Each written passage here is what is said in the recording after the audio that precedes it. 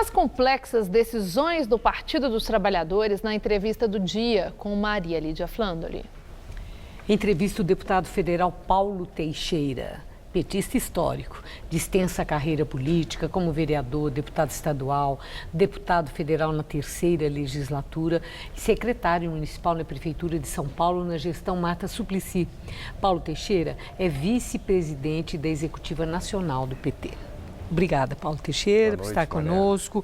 Bom, o grande suspense dessa eleição é se Lula será de fato candidato ou não à presidência da República. E nem no PT existe exatamente um consenso em termos de certeza sobre isso.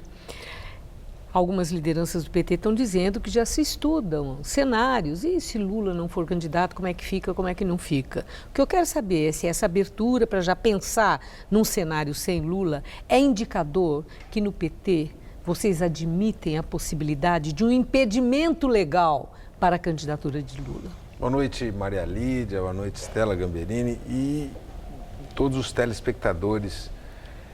Eu acho que há uma enorme unidade hoje dentro do partido com o seguinte entendimento: se a sentença contra Lula não tem nenhuma prova, é uma perseguição política, essa é a nossa compreensão, e eu acho que de grande parte da sociedade hoje nós temos que registrar a candidatura do Lula. Quem o prendeu achava que se ele ficasse preso, ele seria esquecido pela sociedade brasileira. E pelo contrário, a sociedade brasileira não esquece. E toda pesquisa Lula lidera e cresce. Ainda mais nesse momento que um governo que está nas lonas e o país de cabeça para baixo. Então qual é a nossa estratégia? Nós vamos registrá-lo. Lançamos o Lula sexta-feira passada em Belo Horizonte com toda a direção, bancada de governadores, senadores, deputados federais. Tem uma grande unidade. Nós vamos vamos registrar. Vamos registrar. E se o Tribunal Superior Eleitoral considerar que ele é inelegível? Então, se isso acontecer, nós temos direito a recurso. Até porque ele ainda tem os direitos políticos. Ele não perdeu os direitos políticos. E engraçado, Maria Lídia, que eles andaram rapidamente com a sentença e não deixam o recurso subir. Porque essa sentença não pode subsistir. Só que eles pararam a sentença lá no Rio Grande do Sul para evitar exatamente que ele seja candidato. E nós queremos rapidez no recurso para que o STJ analise, na nossa opinião, tem que anular essa sentença, que é um absurdo, e assim, no recurso, ele pode ser candidato. Bom, mas aí você vai me perguntar, e se não ganharem o recurso? São cenários possíveis. São cenários. Nós vamos apoiar uma pessoa que o Lula indique.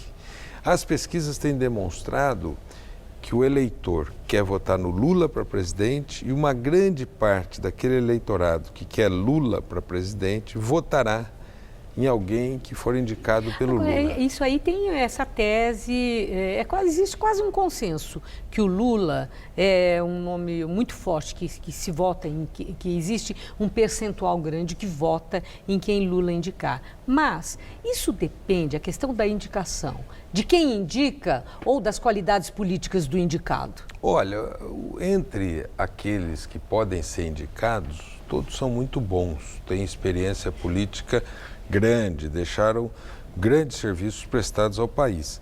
E, evidentemente, Lula tem uma sagacidade, uma experiência política, né, que, na hora que ele indicar, ele vai procurar indicar aquele com maiores condições eleitorais. Mas nós vamos insistir até o fim na candidatura do Lula a presidente, porque nós entendemos que ele é inocente, que essa sentença é uma sentença desprovida de qualquer prova e que, portanto, ele não poderia estar preso. E a única razão da prisão é ele liderar as pesquisas. O PT tem uma crença e uma estratégia.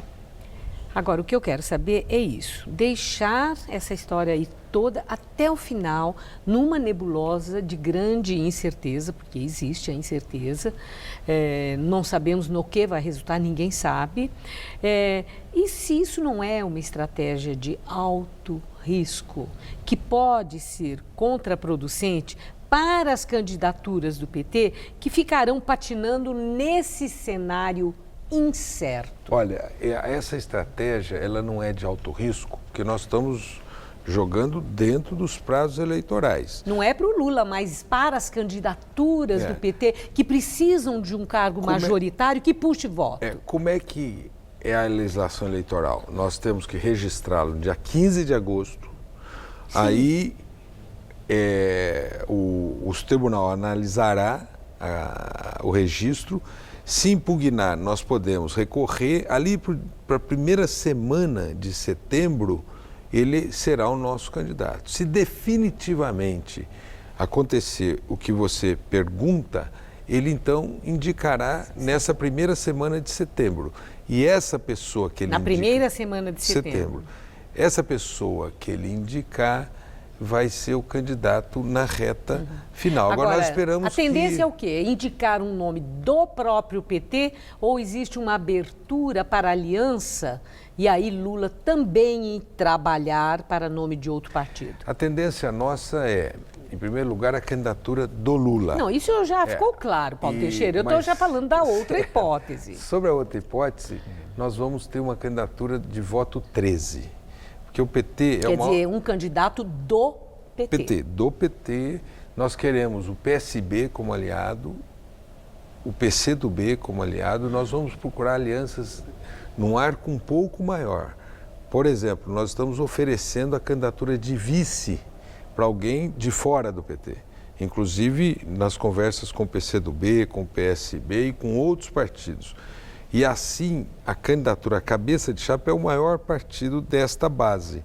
E o maior partido é o PT. E uma frente de esquerda. Quer dizer, vocês estão acreditando que seja possível que esses partidos que já têm candidato, o PSB não, mas PCdoB sim, que eles se unam a vocês, abram mão de ter candidato próprio, para, nessa frente, atender aí aquilo que Lula determinar?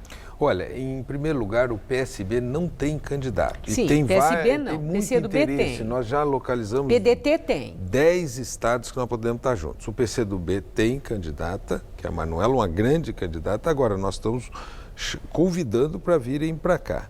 Em segundo lugar, nós vamos fazer um diálogo com o Lula, não é? Nós achamos que ele fará a escolha nessa hipótese e fará a boa escolha, mas será feito um diálogo, não é, com ele dentro das condições que nós temos de diálogo com ele, que não são tão fáceis. Aliança é difícil, tem que ser muito articulado. Não aliança, ele está preso, então nós não estamos possibilitando de fazer reuniões imensas com ele, porque os canais de diálogo eles são curtos, porque ele está preso injustamente. Bom, agora tem uma outra questão que já não é mais em torno da questão de candidatura. Outro dia, no Hora do Voto, esse programa que toda eleição a TV Gazeta coloca no ar, nosso convidado foi Luiz Marinho, que é o candidato do PT ao governo de São Paulo.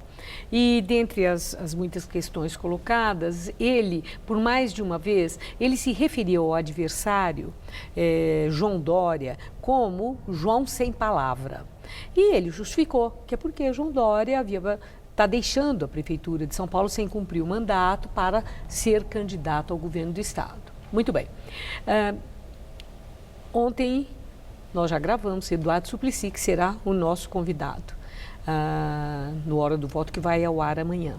E Suplicy está deixando a Câmara Municipal. Ele foi o vereador mais votado do Brasil. No PT, para vocês, Suplicy é Suplicy sem palavra? É um sem palavra? Não. Porque ele deixa o mandato também? Não, porque o Dória, ele fez duas promessas na sua campanha. A primeira de acelerar São Paulo e na sua gestão a cidade parou.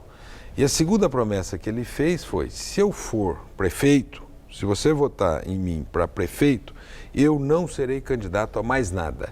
O Suplicy não fez essa promessa. O Suplicy se candidatou a vereador, foi eleito e agora será candidato a senador. Mas o eleitor votou para um mandato. Mas sem ter tido essa promessa e todo mundo... Ele não verbalizou, é isso que você está dizendo? Ele não verbalizou e não se comprometeu, como o Dória se comprometeu, assinou, registrou em cartório, levou isso para debates eleitorais e está rompendo a sua palavra. O Suplicy, de forma nenhuma, rompe a sua palavra, ele mantém a sua palavra. E todo eleitor de São Paulo sabe que quando o Suplicy se candidatou a vereador, ele poderia ser candidato a senador. Eu agradeço sua entrevista. Muito obrigada. Uma boa noite. Obrigado, Maria Lídia. Uma boa noite a todos os telespectadores.